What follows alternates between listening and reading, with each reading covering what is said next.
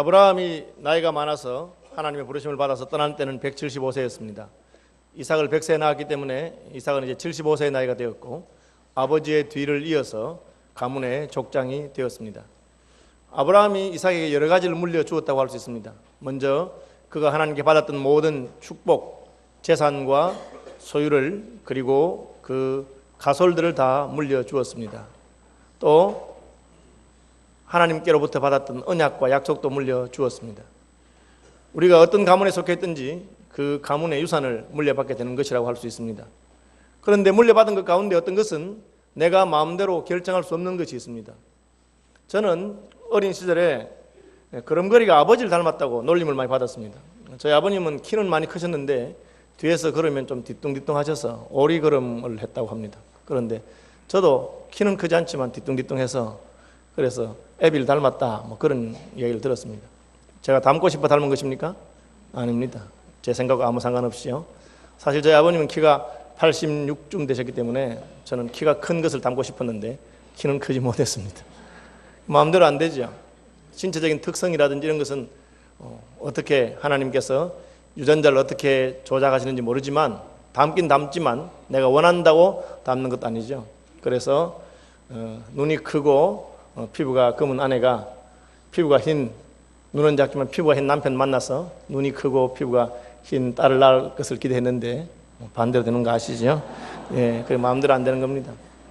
신체적인 특성은 우리가 원하든지 원치 않든지 물려받지만 어느 것을 물려받을지 우리가 알 수 없는 것입니다. 그것만 물려받는 것도 아닙니다. 저는 제발 내가 이제 책을 좀 그만 사야 되겠다 그렇게 결심하는데도 계속해서 책을 삽니다. 물론 목사니까 책을 사야 되고 공부를 해야 되겠는데 지나놓고 생각하니까 저희 아버님이 교수였기 때문에 늘 어린 시절에 집에 책이 가득했던 것 같습니다. 오죽했으면 일찍 아버님이 세상을 떠나셨을 때 어머니는 너무 속이 상해서 집에 있는 책을 그냥 다 고물상에게 줬어요.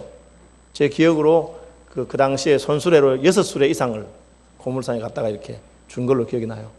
그때는 땅값은 싸고 책값은 비쌀 때인데 논 한 마지기 팔아서 책 2권 사고 그렇게 했던 기억이 납니다. 그러니까 내가 원하든 원치 않든 아버님이 늘 책 사는 걸 보고 책 읽는 걸 봤기 때문에 나도 모르게 그런 것을 영향을 받는 것을 보게 됩니다. 이것이 가문의 영향이라고 할 수가 있습니다. 오늘 본문에 보면 이삭이 하는 행동이 자기 아버지 아브라함의 행동과 똑같은 것을 보게 됩니다. 이삭이 그랄 땅에 살고 있는데 아무리 생각해도 자기 아내가 너무 예쁜 거예요. 실제로 예쁜지 안 예쁜지 그건 아무도 알 수가 없습니다. 그래서 자기 볼 때 아내가 너무 예쁩니다. 아브라함도 자기 아내 사라를 그렇게 예쁘게 생각했고 이삭도 자기 아내 리브가를 그렇게 예쁘다고 생각했습니다. 다른 사람들이 아내 때문에 나를 죽일까 두려운 마음을 가진 것도 꼭 같습니다. 아브라함이 애굽에 가서 자기 아내가 너무 예쁘니까 그때 사라의 나이가 80이 넘었어요. 그런데도 그렇게 예쁘다고 생각하고 자기 아내를 여동생이라고 거짓말을 시킵니다. 지금 이삭이 똑같은 짓을 합니다. 이삭의 나이가 75세니까 적은 나이가 아닌데 자기 부인이 너무 예뻐서 다른 사람들이 나를 죽이고 아내를 빼앗아갈까 싶어서 리브가를 보고 여동생이라고 거짓말을 시킵니다. 왜 그랬을까요? 배우지 않아도 아마 그 가문의 분위기라든지 혹은 풍토가 아내에 대해서 그렇게 말하도록 시켰는지 모르겠습니다. 누구에게 물려받았습니까? 아브라함에게 물려받은 것이라고 할 수가 있습니다. 꼭 같은 것을 반복하기 때문에 그렇습니다. 흉내에 들었습니다. 아브라함은 애굽으로 가야 된다고 생각했습니다. 그래서 가족을 다 이끌고 애굽으로 갔습니다. 이삭도 마찬가지입니다. 흉내에 들었습니다. 이삭은 가족을 데리고 애굽으로 가는 중에 하나님을 만났습니다. 하나님께서 왜 찾아왔습니까? 지난번에 아브라함이 애굽으로 간 게 잘못한 것이었어요. 애굽으로 가는 바람에 소유는 좀 늘었지만 거기서 하갈이라고 하는 여종을 하나 얻어오게 되는데 그 여종 때문에 결국은 집안에 어려움이 생기는 그런 일이 있습니다. 하나님이 약속한 사라를 통한 언약의 아들을 기다리지 못하고 그리고 그 하갈을 첩으로 얻었기 때문에 이스마엘이 생겨나고 가문에 어려움이 생긴 것이죠. 그래서 하나님께서 막으시는 것을 보게 되는데 흉내에 들면 애굽으로 가는 것입니다. 왜 그렇습니까? 그것은 그 당시 아브라함의 집안이 생각하고 있는 방식을 보여줍니다. 왜 그렇습니까? 양 떼는 많고 소 떼는 많고 식솔들은 많은데 먹을 것은 없습니다. 유목민이기 때문에 들판에서 살고 있습니다. 그런데 들판에 풀도 없고 먹을 것이 없으면 굶어 죽게 됩니다. 그래서 사람들이 많이 모이는 도시로 가는 것이죠. 해방 후에 6.25 후에 우리나라가 어려웠습니다. 어렵기는 다 마찬가지지만 그래도 서울로 몰려오는 것은 그래도 입에 풀칠하기는 사람들이 많이 모이는 서울이 괜찮겠다. 그렇게 생각해서 사람들이 서울로 몰려온 것이죠. 그냥 그 시대의 풍조를 그대로 보여주는 것입니다. 아브라함의 가문도 그렇게 했고 이삭도 그렇게 하는 것입니다. 물려받은 것이죠. 본인이 원하든 원치 않든 그 영향을 받게 되는 것입니다. 이삭은 아브라함의 모든 재산을 물려받았습니다. 부모가 이룩한 것은 자식의 것이 되죠. 죽으면 자식 주지 누구 주겠습니까? 저절로 물려지게 되는 것이죠. 아브라함은 부자였습니다. 이삭은 그 모든 소유를 물려받았습니다. 물론 아브라함이 살아있는 동안에 이스마엘에게 다른 자식들에게 한 재산씩 다 떼주고 멀리 떠나도록 했습니다. 그러나 역시 가장 큰 몫은 이삭이 물려받은 것이라고 할 수가 있습니다. 그런데 그냥 저절로 물려받을 수 있는 것도 있지만 물려받지 못하는 것이 있습니다. 저절로 물려받아지는 것이 아니라 이것은 우리가 힘쓰고 애써야만 물려받을 수 있는 것이 있고 아브라함이 이삭에게 물려줄 수 있는 가장 큰 것이 있었는데 그것은 그냥 물려받는 것이 아니었습니다. 그것은 무엇입니까? 그것은 하나님의 축복과 믿음의 유산이었습니다. 아브라함이 믿음의 수상이 되고 하나님께 복을 받았습니다. 이삭이 저절로 그 복을 받을 수는 없습니다. 이삭은 아버지 아브라함의 믿음을 따라 살아갈 때 하나님께서 아브라함에게 약속하신 축복을 물려받게 되는 것입니다. 본문으로 돌아가 보겠습니다. 아브라함 때 첫 흉년이 들었더니 그 땅에 또 흉년이 들었다. 그렇게 되어 있습니다. 왜 하나님께서 같은 사건을 반복해서 보여줍니까? 흉년을 통해서 하나님께서 주시고자 하는 교훈이 있습니다. 아브라함은 본토와 친척과 아버지 집을 떠나서 하나님이 약속하신 약속의 땅에 갔습니다. 하나님이 너 약속의 땅에 가면은 흉년이 들어서 죽도록 고생할 것이니까 오너라. 그렇게 말씀하지 않았습니다. 하나님은 아브라함아 본토와 아버지 집을 떠나서 내가 너에게 지시하는 땅으로 가면 내가 너를 복 주겠다. 너는 복의 근원이 될 것이다. 축복받을 것이다. 그렇게 약속했습니다. 아브라함은 그 약속을 믿고 약속의 땅에 왔습니다. 하나님을 믿고 왔습니다. 그런데 아브라함 때 흉년이 듭니다. 왜 그렇게 했을까요? 여러분 이걸 잘 아셔야 됩니다. 우리가 예수 믿고 축복받고 잘되고 모든 일이 평탄하기만 하면 누가 예수 안 믿겠습니까? 교회만 나가면 모든 일이 다 잘 풀립니다. 사실 그런 것을 약속합니다. 수고하고 무거운 짐진 자들아 다 내게로 오너라. 성경에 그렇게 되어 있고 너희 모든 염려를 다 주께 맡기라. 그렇게 말씀하지 않습니까? 그래서 많은 사람들이 인생이 힘들고 어렵고 괴로울 때 하나님께 나오고 예수 믿습니다. 실제로 많은 사람들이 교회 나와서 병 고침 받기도 하고 교회 나와서 인생의 문제를 해결받기도 하고 교회 나와서 하나님의 은혜를 많이 입습니다. 그런데 문제는 신앙생활을 계속 하다 보니까 좋은 날만 있는 게 아니에요. 힘드는 날도 있어. 풍년만 있는 게 아니고 흉년도 드는 거예요. 이상하잖아요. 아브라함이 가나안 땅에 살다가 흉년이 들었어요. 왜 이럴까 하고 그는 애굽으로 올라가 버렸습니다. 애굽에 가면 곡식이 있으니까. 이삭 때 흉년이 들었습니다. 이삭도 애굽으로 가려고 합니다. 하나님께 중간에 막으셨습니다. 가지 말아라. 그렇게 말씀하십니다. 왜 약속의 땅에 있는데 흉년이 듭니까? 이게 참 중요한 것입니다. 하나님의 축복이 그냥 무조건적으로 오는 것이 아닙니다. 하나님께서는 우리가 참으로 하나님을 신뢰하는 사람이 되기를 원하십니다. 참으로 하나님을 신뢰하는 사람이 되면 그때 하나님께서는 더 큰 것을 맡기는 것입니다. 작은 일에 충성하는 자에게 큰 것을 맡기는 것처럼 어려움이 왔을 때도 여전히 하나님을 신뢰하는가 그것을 하나님은 보기를 원하시는 것입니다. 여러분 이 부분을 잘 기억해야 됩니다. 내가 예수 믿는데도 불구하고 점점 어려움이 있습니다. 하나님 뭘 기대하십니까?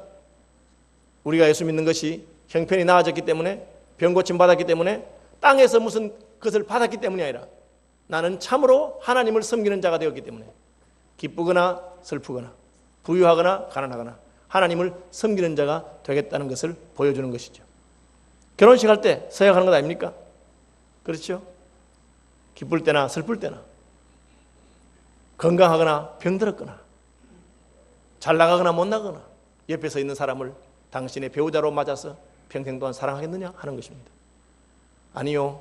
내 남편이 돈 잘 벌고 내 남편이 건강하고 내 남편이 잘해줄 때만 내가 섬기고 남편이 돈 못 벌면 그 길로 쫓아내고 남편이 병들면 그 길로 버려두고 그렇게 하는 것은 참된 사랑이 아니죠. 하나님을 섬기는 것도 마찬가지입니다. 하나님 말씀 듣고 약속의 땅에 왔는데 약속의 땅에 흉년이 있습니다. 무슨 때입니까? 흉년에도 불구하고 나는 하나님의 약속을 신뢰하기 때문에 하나님이 약속한 곳에 머무르는 것, 하나님은 그것을 기대하고 계시는 것입니다. 그래서 아브라함 때 흉년이 들었는데 또 이삭 때 흉년이 듭니다. 여러분, 예수 믿고 나서 어려움이 닥칠 때 그때야말로 속으로 이렇게 생각하시기 바랍니다. 주님, 제가 주님께 잘한 건 없지만 주님을 배신하지 아니하고 예수 믿어서 축복받았을 때뿐 아니라 예수 믿어서 힘들 때도 저는 하나님을 섬기는 자가 되겠습니다. 일제시대 때 예수 믿으면 신자삼배 하지 못하기 때문에, 예수 믿으면 일본 정부가 시킨 대로 하지 않기 때문에 핍박과 박해를 받습니다. 그때야말로 하나님을 향한 우리의 충정을 보여드릴 때인 것입니다. 아브라함 실패했어요. 이삭도 자연스럽게 애굽으로 내려가려고 합니다. 여기에 하나님의 위로가 있습니다. 하나님께서는 이삭에게 찾아오셨습니다. 왜 그렇습니까? 아브라함의 일생을 통해서 하나님이 받은 영광이 있고 아브라함이 하나님 믿었던 것을 귀하게 보시고 특별히 그 아들 이삭이 어렸을 때 하나님께 제물로 바쳤던 것을 기억하시고 이삭이 애굽으로 내려가지 않도록 하나님이 찾아왔습니다. 찾아와서 이삭아, 애굽으로 내려가지 말고 약속의 땅에 머물러 있으라. 그것이 오늘 본문이 말하는 것입니다. 3절, 이 땅에 거류하면 내가 너와 함께 있어 내게 복을 주고 내가 이 모든 땅을 너와 내 자손에게 주리라. 내가 내 아버지 아브라함에게 맹세한 것을 이루어 내 자손을 하늘의 별과 같이 번성하게 하며 이 모든 땅을 내 자손에게 주리니 내 자손으로 말미암아 천하 만민이 복을 받으리라. 아브라함에게 하신 약속을 반복하면서 이삭아, 네가 만약 나를 신뢰하고 약속의 땅에 머문다면 내가 너희 아버지에게 주었던 축복을 너에게 주겠다. 여러분, 신령한 복은 그냥 자동적으로 계승되는 것이 아닙니다. 믿음의 복은 우리가 결단하고 우리 아버지의 믿음을 따르기로 작정할 때 우리의 것이 되는 줄로 아시기를 바랍니다. 외모는 아버지를 닮습니다. 유산도 그냥 물려받습니다. 그러나 영적인 유산은 우리 아버지의 믿음을 따라 내가 결단할 때 주어지는 것입니다. 하나님이 그것을 이삭에게 말씀하십니다. 이삭아, 곡식이 없다고 애굽에 내려가는 것 정상적이고 많은 사람이 그렇게 하지만 내가 너에게 말하는데 너는 내려가지 않아도 된다. 내가 너와 함께해서 아버지의 축복을 내게 줄 테니까 나를 신뢰하고 안 내려갈 수는 없겠니? 아니, 지금 먹을 게 없는데요. 아직 굶어 죽지 않았잖나. 염려하지 말아라. 내가 너와 함께 할 테니까 너 나를 신뢰하고 약속의 땅에 그냥 머물러 있으면 좋겠다. 그렇게 하나님이 말씀하신 것입니다. 하나님은 이삭이 애굽에 내려가지 않고 머물면 아버지에게 약속했던 그 약속을 아들에게 그대로 이루어질 것을 말씀하셨습니다. 이삭이 어떻게 했습니까? 이삭은 그랄에 거했습니다. 이제 그랄에 거한 것은 우리가 어떻게 생각할지 한번 살펴야 되는데, 그랄은 블레셋의 수도이고 가나안 땅에서부터 애굽으로 내려가는 길목이라고 할 수 있습니다. 블레셋은 해변의 길을 차지하고 있는 부족입니다. 그래서 이 해변길은 애굽에서부터 바벨론까지 연결되어 있는 고대의 무역의 통로입니다. 이스라엘 백성이 출애굽할 때도 블레셋의 해변길은 가까운 길이다. 그러나 하나님이 그 길로 가지 않고 광야길로 보냈다. 그런 말이 있습니다. 다시 말하면 애굽으로 가는 길의 중간에 있는 큰 도시입니다. 왜 거기 있습니까? 거기 살아보다가 또 안 되면 애굽까지 내려가려고 한 것입니다. 그런데 하나님께서 나타나셔서 애굽으로 내려가지 말아라 했습니다. 1차적으로 이삭은 하나님 말씀을 순종했습니다. 더 이상 애굽으로 내려가지 않고 그냥 그랄에 머물러 있었습니다. 그러나 더 좋은 순종이라고 한다면 아예 돌아가는 것이죠. 원래 있었던 브엘세바로 하나님께서 있으라고 한 곳에 돌아가야 되는데 그렇게까지는 못하고 그냥 그랄에 물러 있습니다. 머물러 있는 동안 어떤 일이 있었습니까? 오늘 본문에 보니까 전에 아버지가 했던 거짓말을 반복합니다. 그랄에서 양식을 위해 머물고 있는데 그랄 사람들이 자기를 어떻게 할지 염려가 됩니다. 그러니까 아내 리브가를 보고 여동생이라고 거짓말을 했습니다. 거짓말이 들통났습니다. 오늘 본문에 보니까 6절, 이삭이 그랄에 거주하였더니, 8절, 이삭이 거기 오래 거주하였더니, 자기 아내를 보고 여동생이라고 했습니다. 그런데 하루 이틀이 아니고 오랫동안 살았습니다. 오랫동안 살다 보니까 자기 아내를 껴안고 있는 모습을 그랄 왕 아비멜렉이 보게 되었습니다. 들켰습니다. 여러분, 하루 이틀은 사람을 속일 수 있지만 오랜 세월을 살면 내 속에 있는 것을 숨길 수가 없는 것이죠. 저는 이제 서울 시민교회 온 지 3년이 됐습니다. 7월 15일이면 3년이 됩니다. 처음에 새 목사가 왔으니까 모든 교인들이 제게 잘 보이고 안 시켰어요. 목사님 날 인정하면 좋겠다. 그래서 다 제게 잘해주고 계십니다. 저도 새 교회에 왔으니까 교인들에게 잘 보여주고 싶겠죠. 그래서 가능하면 제 좋은 모습만 보여주려고 노력할 것입니다. 그런데 이제 한 3년쯤 되니까 약간 속에 있는 것들이 보이기 시작합니다. 뭐 여러분도 마찬가지겠죠. 그렇죠? 좀 더 지나면 우리가 그야말로 그 사람의 마음에 있는 것을 다 보게 됩니다. 처음에 한두 달 동안 잘 보여주려고 한다고 해서 우리가 계속 속는 것은 아니죠. 이삭이 자기 아내를 보고 여동생이라 했습니다. 속일 수 있습니까? 못 속입니다. 왜? 오래 살아야 되니까. 둘이 끌어안고 있는 것을 그랄 왕 아비멜렉이 본 것입니다. 아비멜렉이 깜짝 놀라서 불렀습니다. 이리 와라. 너 부인이네. 부인이면서 왜 여동생이라고 했어? 왜 아비멜렉이 그렇게 말합니까? 전에 아브라함이 똑같은 짓을 했거든요.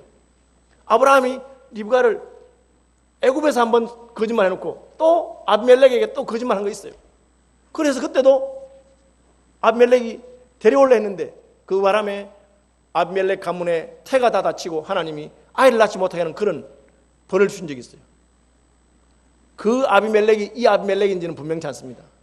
애굽의 바로라고 하는 말이 임금을 가리키는 호칭이고 블레셋의 아비멜렉이라는 것이 블레셋의 왕을 가리키는 호칭입니다.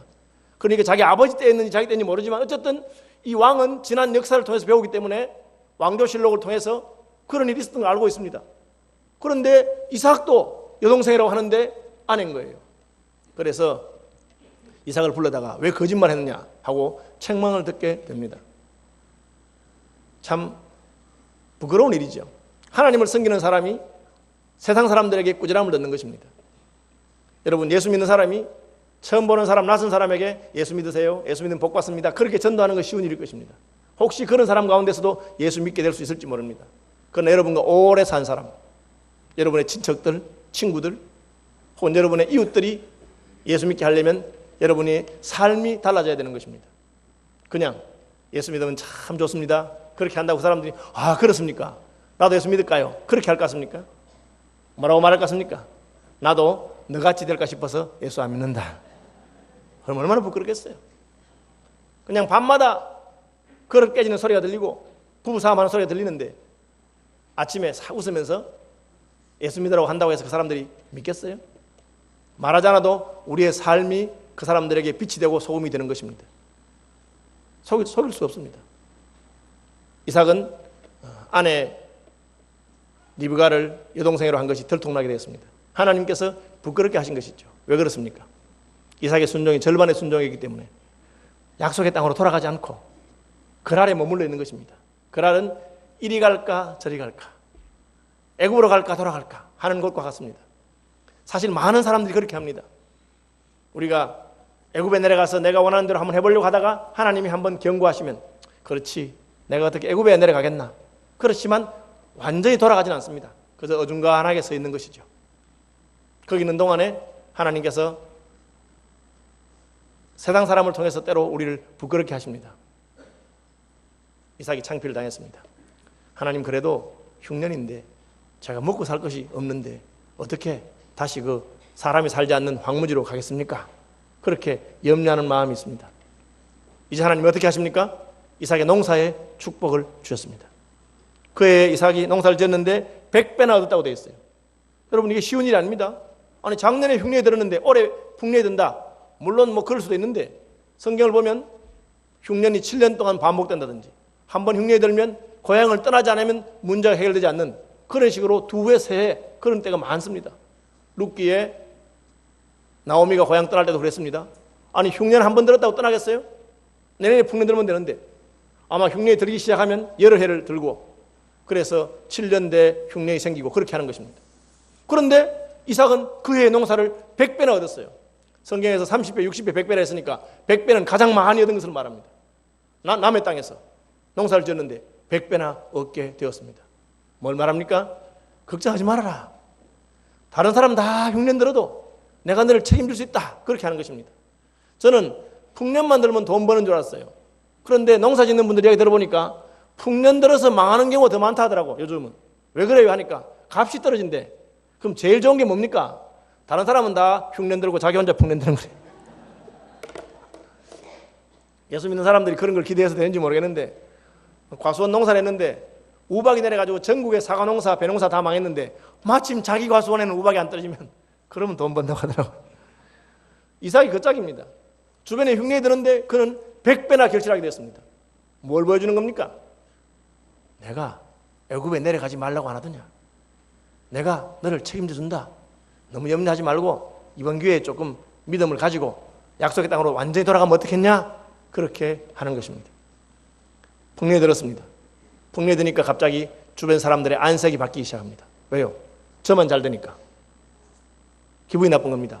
아니 저놈 남의 땅에 와서 100배나 결실하고. 그때부터 주변 사람들이 싫어합니다. 100배나 얻었고 여호와께 복을 주심으로 그 사람이 창대하고 왕성하여 마침내 거부가 되어 양과 소가 떼를 이루고 종이 심히 많음으로 블레셋 사람들이 그를 시기하여. 주변 사람들이 시기하기 시작합니다.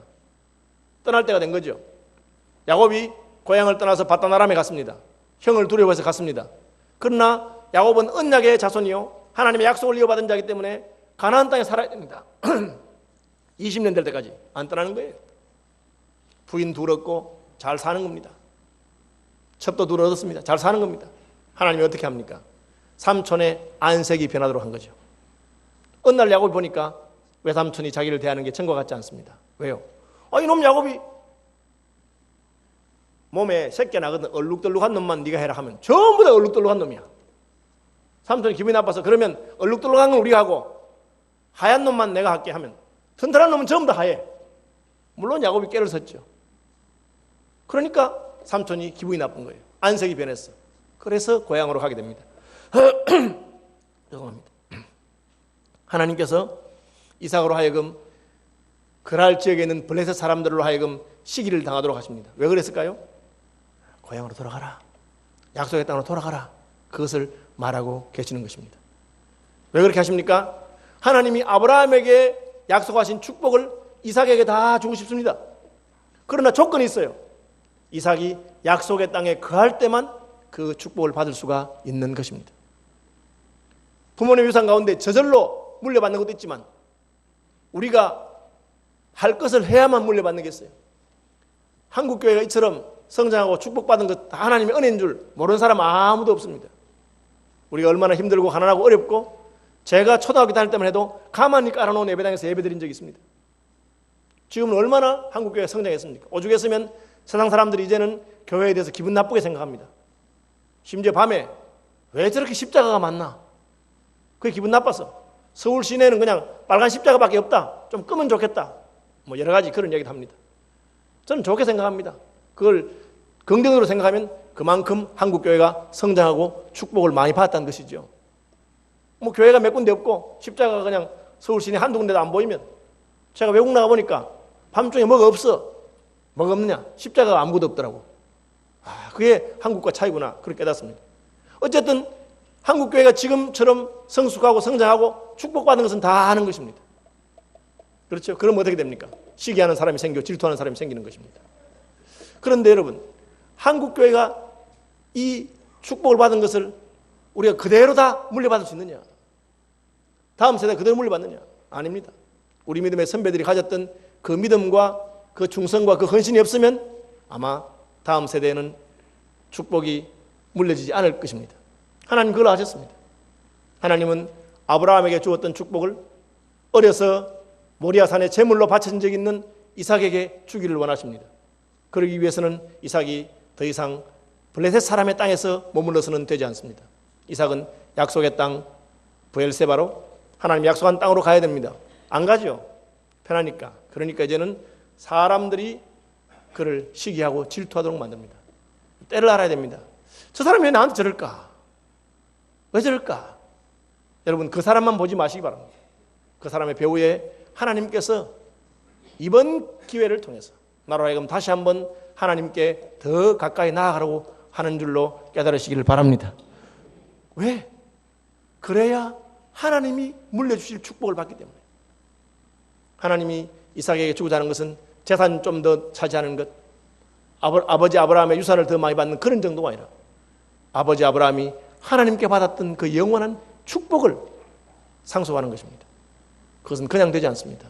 그것은 아브라함의 믿음을 따라서 약속의 땅에 거하는 자에게 주신 것이기 때문에 그렇습니다. 이삭이 이제 그랄 사람들이 싫어하니까, 또 그랄 사람들이 아브라함의 우물을 메우니까 골짜기로 조금 비켰습니다. 도시에서 골짜기로 비켜나갔습니다. 거기서 또 우물을 파는데 우물만 파면 와서 메웁니다. 파면 메우고, 파면 메우고, 파면 메우고 3번을 그렇게 했습니다. 여러분, 요즘은 땅이 참 문제가 되는데 옛날에는 사람은 적고 땅은 넓기 때문에 땅은 별로 문제가 안 됩니다. 땅은 뭐 얼마든지 있습니다. 문제는 그 땅에 살 수 있느냐 없느냐는 거예요. 그 땅에 살 수 있으려면 물이 있어야 되는 겁니다. 물이 없으면 그냥 아무리 땅이 많아도 황무지입니다. 미국도 서부 개척 시대 이럴 때는 그냥 나라에서 누구든지 깃발만 꼽으면 자기 땅 되도록 해줬습니다. 왜? 거기 사는 게 어려우니까. 이삭 시대도 마찬가지입니다. 아무리 넓은 땅이 있어도 사람 안 살아도 내 땅이라고 하려고 해도 우물이 없으면 아무 소용이 없는 거예요. 그런 놀라운 사실은 이삭이 우물 있는 곳에서 가서 사는 게 아니고 이삭이 가서 살려고 땅을 파면 우물이 솟아나는 겁니다.